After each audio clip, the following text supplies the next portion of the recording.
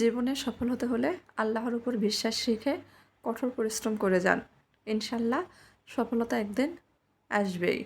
আসসালামু আলাইকুম বন্ধুরা, কেমন আছেন আপনারা সবাই? আশা করছি সবাই অনেক বেশি ভালো আছেন। সবাইকে আবারও একবার আমন্ত্রণ করছি আর লাইফস্টাইলের আরেকটি নতুন ভিডিও দেখার জন্য। ভিডিওটা আমি সকালে নাস্তা থেকে শুরু করেছি। সকালে পুরভরা নাস্তা তৈরি করেছিলাম, সেটা একটু শেয়ার করলাম আপনাদের মাঝে। অফ ক্যামেরাতে নাস্তা করে নিয়েছি। আর এই যে রাতের বেলা কিছু আম নিয়ে এসেছিল আপনাদের ভাইয়া। সে এরকম রাতেই বাজার করে। সৈনিক জীবন এটাই, সময় পায় না, রাতের বেলায় বিশেষ করে আমাদের বাজারটা করে নেওয়া হয়। যা পেয়েছে সেটাই নিয়ে এসেছে আলহামদুলিল্লাহ। আমগুলো কিন্তু ভালোই ছিল, আমি সেটাই বের করে নিচ্ছি।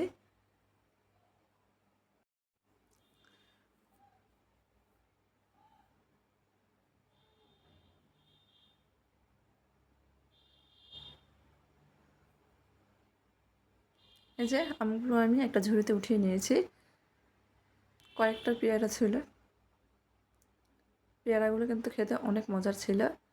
2 দিন আগে নিয়ে আসা হয়েছে, খাওয়া হয়নি, নষ্ট হয়ে যাচ্ছে। ভাবলাম আজকে একটু খেয়ে নেওয়া যাবে, রেখে দিয়েছি।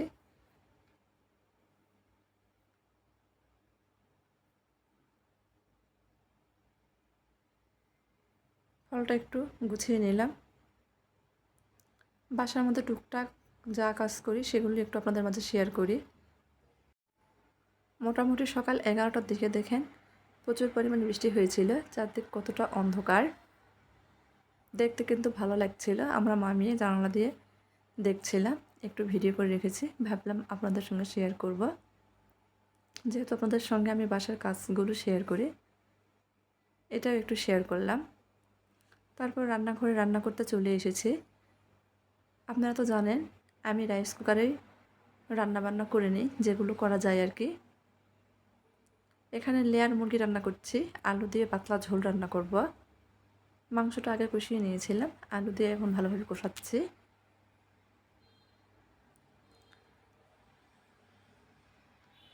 আমার মেয়ে মুরগির মাংসটাই একটু খেতে পারে। সে মাছ খায় না, ডিম খায় না, গরুর মাংস না, দুধ না, কোনো কিছুই না, শুধু এই মুরগির মাংসটাই খায়। খায় বলতে মুরগির মাংসটা আলু আর ঝোল দিয়ে হয়তো বা একটু খেয়ে নেবে। মাংসটা খুব ভালোভাবে কষিয়ে নিয়ে পরিমাণ মতো ঝোল দিয়েছি। দেখেন বলক চলে আসছে, রান্না প্রায় হয়ে গেছে।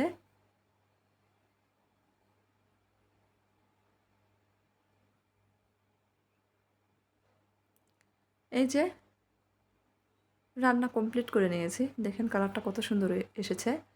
গোটা রসুন দিয়ে আলু দিয়ে লেয়ার মুরগি ঝোল রান্না করেছি। আর অফ ক্যামেরাতে কী রান্না করছি সেগুলো একটু শেয়ার করি। এখানে আমি ঘন ডাল রান্না করেছি।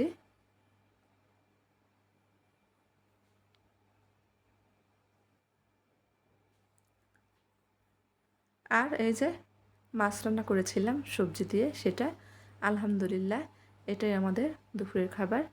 এটা দিয়ে আমরা দুপুরে অফ ক্যামেরাতে খেয়েও নিয়েছি। তারপর বিকেলের জন্য নাস্তা তৈরি করেছিলাম, ঝটপট তৈরি করেছিলাম সুজি আটা ডিম দিয়ে পিঠা। সেটা আর দেখালাম না, যেহেতু রেসিপি আকারে কোনো কিছু শেয়ার করিনি। তো আজকের মতো ভিডিওটা এখানে রাখছি।